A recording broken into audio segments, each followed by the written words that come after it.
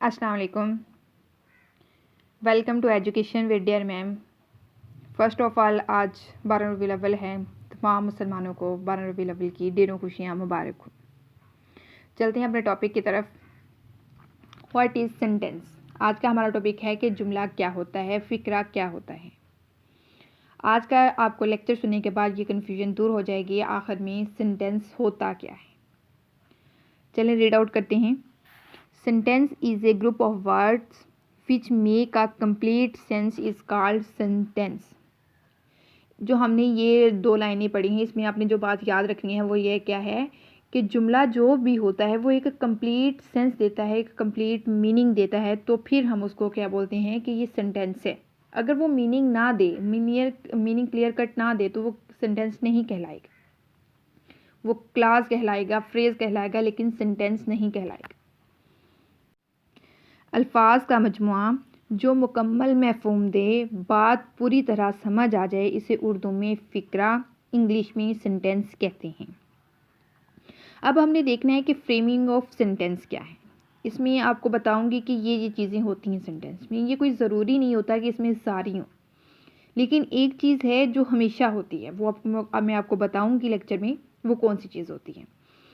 तो आपको one by one बताऊंगी। ये पहले ये चीज़ें डिस्कस करूंगी कि ये चीज़ें होती हैं सेंटेंस में, फिर उसको एग्जाम्पल के साथ आपको समझाऊंगी।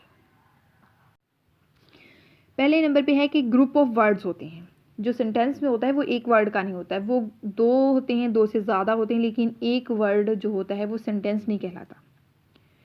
क्योंकि जो एक वर्ड है वो तो वर्ड कहलाएगा, सेंटेंस तो नहीं कहलाएगा। सेंटेंस क्या होता है? Group of words.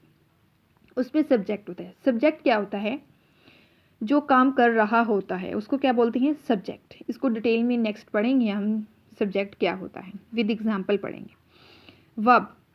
वर्ब होता है जो मेन एक्शन होता है, जो सेंटेंस में हमें मेन काम बताया जा रहा होता है, मेन काम हो रहा होता है, इसके उसको बोलते हैं हम वर्ब।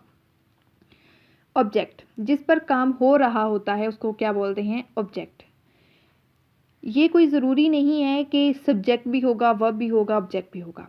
बाज़ औक़ात ये होता है कि हमारा जो सब्जेक्ट होता है वो अंडरस्टूड होता है, लेकिन वर्ब एक ऐसी चीज़ है जो सेंटेंस में ज़रूरी होती है, लाजमन होती है। उसके बगैर हमारा जो सेंटेंस है वो कंप्लीट ही नहीं हो सकता। सब्जेक्ट के बगैर कंप्लीट हो सकता है, ऑब्जेक्ट के बगैर कंप्लीट हो सकता है, लेकिन वर्ब के बगैर कंप्लीट नहीं हो सकता। बाज़ औक़ात होता है कि जो हमारे इंट्रांजिटिव वर्ब होते हैं उनमें हमें ऑब्जेक्ट की ज़रूरत ही नहीं होती, तो लेकिन वो भी सेंटेंस होते हैं। इसलिए कोई ज़रूरी नहीं है कि सब्जेक्ट भी हो, ऑब्जेक्ट भी हो, लेकिन वर्ब होना ज़रूरी है, ग्रुप ऑफ वर्ड्स होना ज़रूरी है। अब आपको वो है कि प्रेडिकेट क्या होता है। आपको समझाती हूँ कि प्रेडिकेट आखिर में होता क्या है। प्रेडिकेट होता है कि जो हमारा एक होता है सेंटेंस, उसमें हमारा सब्जेक्ट होता है। सब्जेक्ट को निकाल के इस सेंटेंस में हमारा क्या है? Subject we go for a walk daily. हम सैर के लिए रोज़ाना जाते हैं। वी हमारा क्या है? सब्जेक्ट है। सब्जेक्ट को छोड़ के जो जुमले का बाकी हिस्सा है, गो फॉर ए वॉक डेली, वो सारा क्या कहलाएगा? प्रेडिकेट है। नेक्स्ट वाली एग्जांपल देखते हैं। वी आर प्लेइंग, हम खेल रहे हैं। इसमें हमारा सब्जेक्ट क्या है? कौन काम कर रहा है? हम काम कर रहे हैं। वही हमारा सब्जेक्ट है, और सब्जेक्ट का बाकी हिस्सा क्या कहलाएगा? प्रेडिकेट। आर प्लेइंग क्या है? प्रेडिकेट। प्रेडिकेट की समझ आ गई। और नेक्स्ट हमारा क्या होता है सेंटेंस में? जो हमारे सेंटेंस का पहला होता है लेटर, वो क्या होता है? कैपिटल होता है। और क्या होता है? एंड पे फुल स्टॉप होता है। जब जहाँ पर हमारी बात एक कंप्लीट हो जाती है, एक मीनिंग बन जाता है, वहाँ पे हम क्या लगा देते हैं? Full stop. ठीक है। अब हम एग्जाम्पल के साथ समझते हैं। पहली एग्जाम्पल है we go for a walk daily. हम रोज़ाना सैर के लिए जाते हैं। क्या पहला लेटर कैपिटल है? एंड पे फुल स्टॉप है। ग्रुप ऑफ वर्ड्स हैं। क्योंकि वी एक अलग वर्ड है, गो अलग वर्ड है, फॉर अलग वर्ड है, ए वॉक डेली अलग अलग वर्ड्स हैं। ग्रुप ऑफ वर्ड्स बन गया। सब्जेक्ट वर्ब ऑब्जेक्ट का आपको बता दिया कि कोई कंपलसरी नहीं है। प्रेडिकेट भी आपको समझा दिया। एक एग्जांपल क्लियर, आपको एक मीनिंग मिल रहा है, तो ये है आपका सेंटेंस। वी आर प्लेइंग, हम खेल रहे हैं। क्या ग्रुप ऑफ वर्ड्स हैं? है। सब्जेक्ट है। वर्ब है, ऑब्जेक्ट नहीं है इसमें ऑब्जेक्ट ढूंढिए, मिल रहा है आपको? नहीं मिल रहा।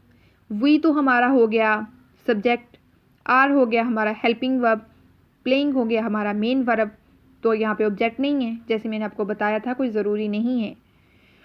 प्रेडिकेट इसमें है। वी के बारे में कौन इन्फॉर्मेशन दे रहा है? आर। वी को छोड़ के बाकी जो जुमले का हिस्सा वो क्या कहलाएगा?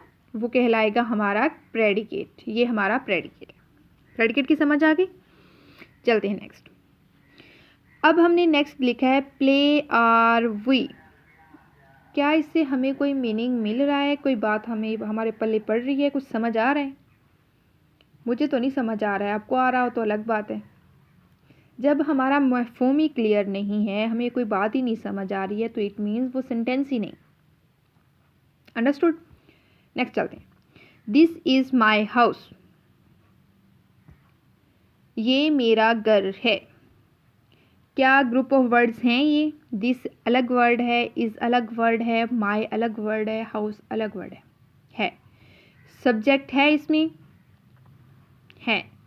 वर्ब है इसमें, ये वर्ब वाला जुमला नहीं है, ये वैसे है जैसे कहते हैं एक्शन वर्ब नहीं है, दूसरा वाला सेंटेंस है। ऑब्जेक्ट आपको मैंने बताया कि अंडरस्टूड होता है, किसी में होता है किसी में नहीं होता। प्रेडिकेट है इसमें, ढूंढिए कहाँ पे है। फर्स्ट लेटर कैपिटल है इसका, है, बिल्कुल है। फुल स्टॉप एंड पे है, बिल्कुल है। तो इट मीन्स ये एक सेंटेंस है। House my is this. घर मेरा है ये। क्या कोई सेंस बन रही है? हमारा जो सीक्वेंस होता है वो होता है सब्जेक्ट वर्ब ऑब्जेक्ट होता है। ये भी हम नेक्स्ट पढ़ेंगे। हमारे साथ चलती रहेगा, साथ में नोट्स बनाते रहिएगा, तो इंशाल्लाह आपके जो ग्रामर के कंसेप्ट है बिल्कुल क्लियर हो जाएंगे। हाउस माई इज़ दिस, क्या कोई सेंस बन रही है? कोई सेंस नहीं बन रही। इट मीन्स ये सेंटेंस ही नहीं। हमारी लास्ट वाली एग्जाम्पल है आई एम ग्लैड, मैं खुश हूँ। तो बताइएगा ये एक सेंटेंस है या नहीं, ये आपने मुझे कमेंट में बताना है, क्या ये सेंटेंस है या नहीं है। ठीक है, सेंटेंस है और तो क्यों है? थोड़ी थोड़ी एक्सप्लेनेशन लिख दीजिए जो आपको लग रहा है कि करनी चाहिए। अपने लेक्चर का इख्तिताम करते हैं एक अच्छी बात के साथ। अल्लाह ताला का फरमान है कि अल्लाह ताला इंसान के हर गुनाह को माफ़ कर देता है सिवाय शिरक के। शिरक एक गुनाह कबीरा है, इसलिए हमेशा इससे बचिए। मुझे दुआ में याद रखिएगा। अल्लाह हाफिज़, टेक केयर।